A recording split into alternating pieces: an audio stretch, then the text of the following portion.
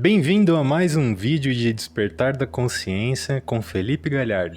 Inscreva-se no canal e ative as notificações para ser avisado sempre que outra pérola de luz for postada. O que Jesus ensinou? Emmett Fox. Jesus Cristo é, sem dúvida alguma, a figura mais importante que já surgiu na história da humanidade. Você pode encará-lo dos pontos de vista mais diversos, mas terá de concordar com isso. Chame-o de Deus ou de homem, considere-o o maior profeta e professor ou mestre do mundo, ou apenas um fanático bem-intencionado, cuja curta e atribulada carreira pública terminou em dor, fracasso e em ruína. Qualquer que seja a maneira de você o encarar, o fato é que a vida e a morte de Jesus e os ensinamentos a ele atribuídos influenciaram o curso da história mais do que qualquer outro homem, mais do que Alexandre, César, Carlos Magno, Napoleão ou Washington. Mais vidas humanas são influenciadas por suas doutrinas ou, pelo menos, pelas doutrinas a ele atribuídas hoje em dia. Mais livros são escritos, lidos e comprados a seu respeito. Mais conferências ou sermões são feitos sobre ele do que sobre as outras personalidades anteriormente mencionadas. Ter sido a inspiração religiosa de toda a raça europeia, nos 2 milênios em que essa raça dominou e moldou os destinos do mundo inteiro, cultural, social e politicamente, e durante o período em toda a superfície da Terra, foi finalmente descoberta, ocupada e civilizada. Só isso basta para lhe dar o primeiro lugar em importância no mundo. Por conseguinte, não pode haver nada mais importante do que aprofundar a questão de qual o verdadeiro significado de Jesus. O que Jesus ensinou? Em que realmente queria que acreditássemos e o que desejava que fizéssemos? Quais eram, no fundo, seus objetivos? E até onde conseguiu realizar estes objetivos em sua vida e em sua morte? Até que ponto a religião, ou o movimento chamado cristianismo, sob a forma em que existiu nestes últimos séculos, tem realmente expressado ou representado as suas ideias? Até onde o cristianismo atual propaga sua mensagem ao mundo? Se ele voltasse agora à Terra, o que diria das nações ditas cristãs, em geral a das igrejas cristãs em particular, dos anglicanos, dos batistas, dos católicos, dos ortodoxos gregos, dos metodistas, dos presbiterianos, dos quacis, dos salvacionistas, dos adventistas do sétimo dia ou dos unitaristas? O que foi que Jesus ensinou? Pretendo mostrar que a mensagem que Jesus trouxe tem um valor único, porque é a verdade e a única declaração perfeita da verdade da natureza de Deus e do homem, da vida, do mundo e das relações que existem entre eles. Mais do que isso, veremos que seus ensinamentos não são um simples computo abstrato do universo, o que teria pouco mais do que um mero interesse acadêmico, mas constituem um método prático para desenvolver a alma e transformar as nossas vidas e nossos destinos naquilo que realmente queremos que eles sejam. Jesus explica-nos qual é a natureza de Deus e qual é a sua própria natureza. Diz-nos o significado da vida e da morte. Mostra-nos por que cometemos erros, por que cedemos à tentação, por que ficamos doentes, pobres e velhos. E mais importante que tudo, diz-nos como esses males podem ser vencidos e como podemos trazer saúde, felicidade e verdadeira prosperidade às nossas vidas e às vidas dos outros, se eles verdadeiramente o desejarem. A primeira coisa que precisamos compreender é um fato de importância fundamental, pois significa romper com todos os preconceitos comuns da ortodoxia. O fato puro e simples é que Jesus nunca ensinou teologia. Seus ensinamentos são inteiramente espirituais ou metafísicos. Infelizmente, o cristianismo histórico tem se preocupado demasiadamente com questões teológicas e doutrinárias, que, por mais estranho que pareça, nada tem a ver com os ensinamentos dos evangelhos. Muita gente ficará surpresa ao saber que todas as doutrinas e teologias das igrejas são invenções humanas, fruto da mentalidade de seus autores e acrescentadas à Bíblia. Mas essa é a verdade. Nenhum sistema teológico e nenhuma doutrina podem ser encontrados na Bíblia. O que aconteceu foi o seguinte: pessoas virtuosas que sentiam necessidade de uma explicação intelectual da vida e que acreditavam ser a Bíblia uma revelação de Deus aos homens, tiraram a conclusão natural de que a primeira deveria estar contida na segunda, e mais ou menos inconscientemente puseram-se a fabricar aquilo que desejavam encontrar. Não possuíam uma lógica espiritual ou metafísica. Não se fundamentavam no que vulgarmente se chama uma base espiritual e, consequentemente, procuravam uma explicação da vida puramente intelectual ou tridimensional, o que não pode existir. A verdadeira explicação para a vida humana jaz justamente no fato de que o homem é essencialmente espiritual e eterno, e de que este mundo e a vida que conhecemos intelectualmente são, por assim dizer, apenas uma parte de toda a verdade que lhe diz respeito, e de uma parte de qualquer coisa, seja de uma máquina ou de um cavalo. Nunca pode fornecer sequer uma explicação parcial do todo. Olhando para um diminuto canto do universo, e mesmo assim com olhos apenas semi-abertos, e partindo de um ponto de vista exclusivamente antropocêntrico e geocêntrico, o homem fabricou fábulas absurdas e ridículas sobre um Deus limitado e semelhante ao homem, que governa seu universo mais ou menos como um príncipe ignorante e bárbaro poderia governar um pequeno principado oriental. Todas as fraquezas humanas, como a vaidade, a inconstância e o despeito, eram atribuídas a esse ser. Foi então inventada uma lenda exótica e inconsistente no que diz respeito ao pecado original, de expiações sangrentas em nome de outrem, castigos infinitos para transgressões finitas, e em certos casos acrescentou-se uma terrível doutrina de predestinação para o tormento eterno, ou para a felicidade eterna. Ora, nenhuma dessas teorias é ensinada na Bíblia.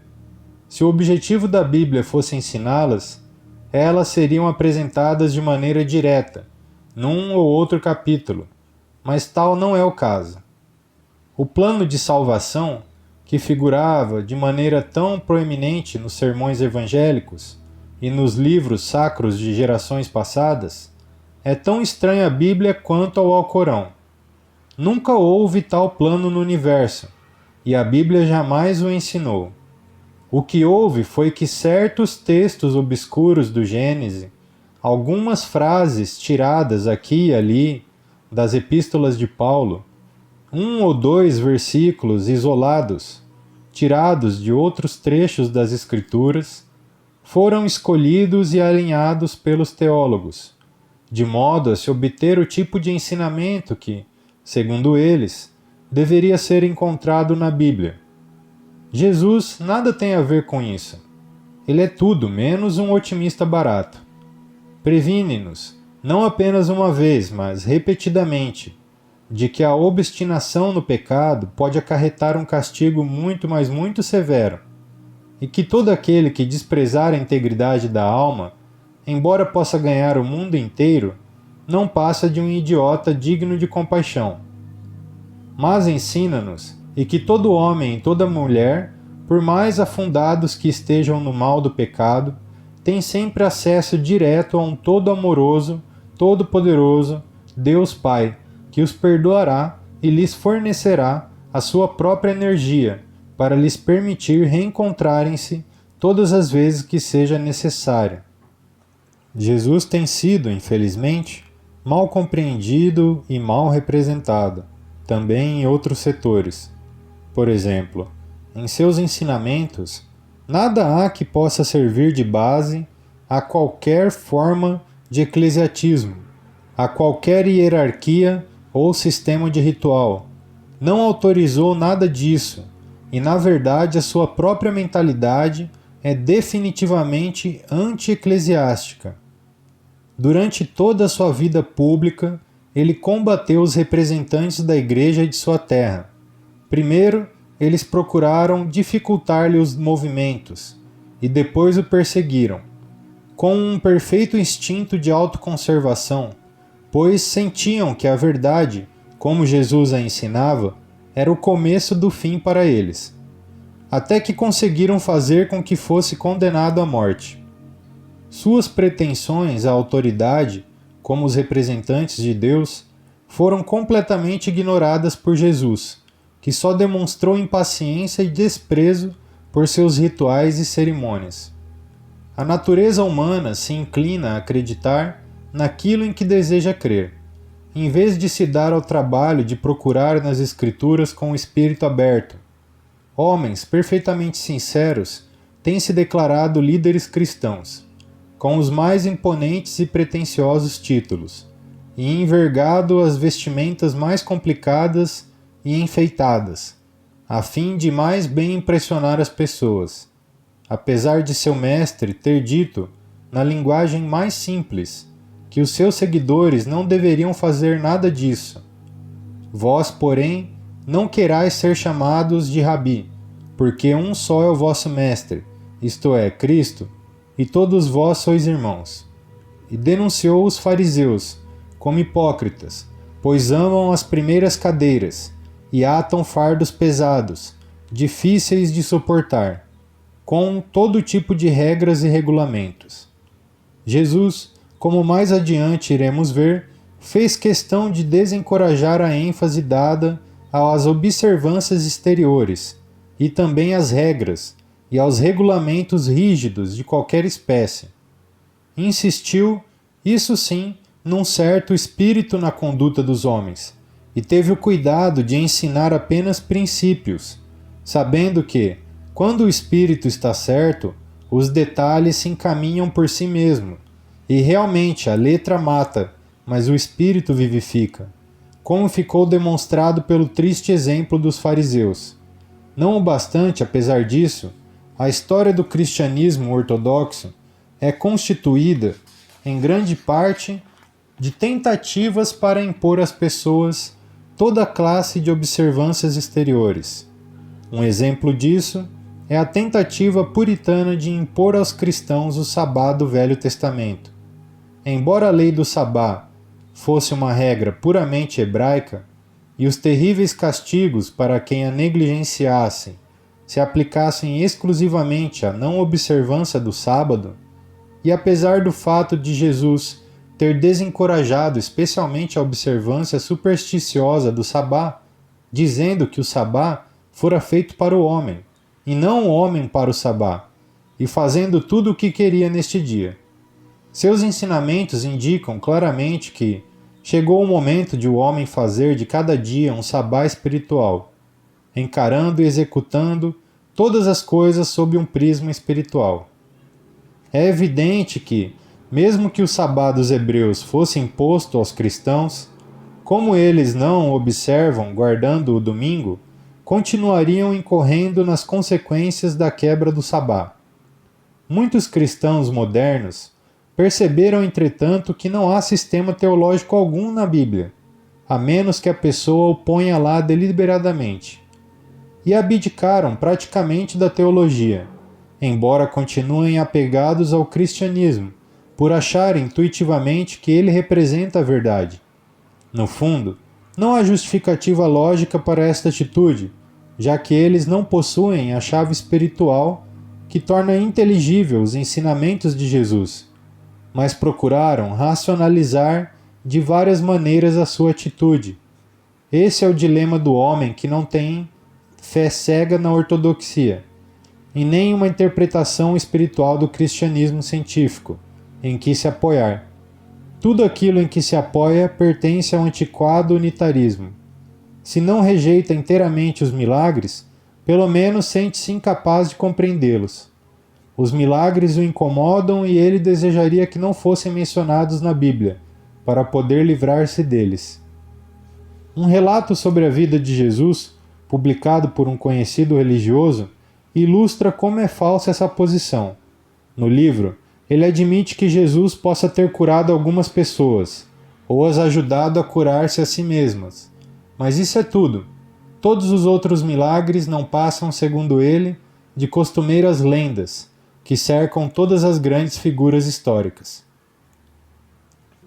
Devemos simpatizar com a posição especial de um homem fascinado pela beleza e pelo mistério dos evangelhos, mas que, não dispondo da chave espiritual, parece achar o seu senso comum e todo o conhecimento científico da humanidade insultados por muita coisa que aparece nos evangelhos. Só que isso não convence. Se os milagres não aconteceram, o resto da história dos evangelhos perde todo o seu significado. Se Jesus não acreditasse que os milagres eram possíveis, e se não se propusesse a realizá-los, nunca é verdade para se exibir. Mas, não o bastante, constante e repetidamente.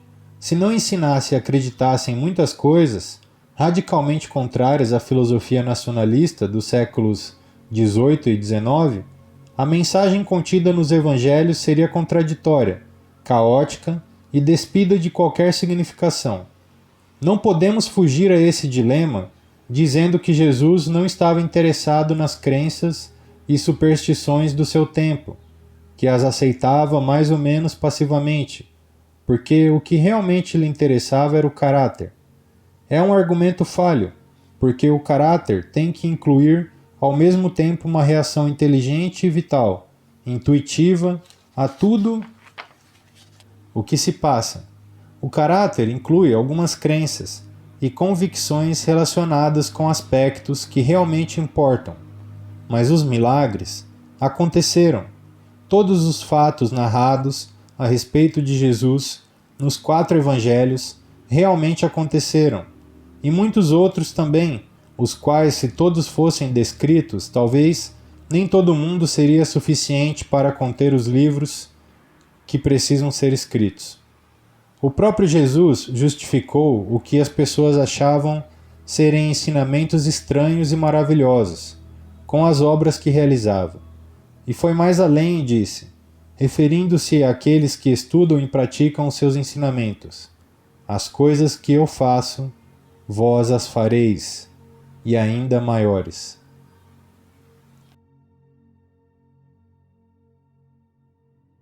Compartilhe com quem você ama e ajude na expansão de consciência coletiva. Muito obrigado por você assistir e apoiar o meu canal. Que a graça do Senhor Jesus Cristo e o amor de Deus e a comunhão do Espírito Santo sejam com todos vós. Até a próxima!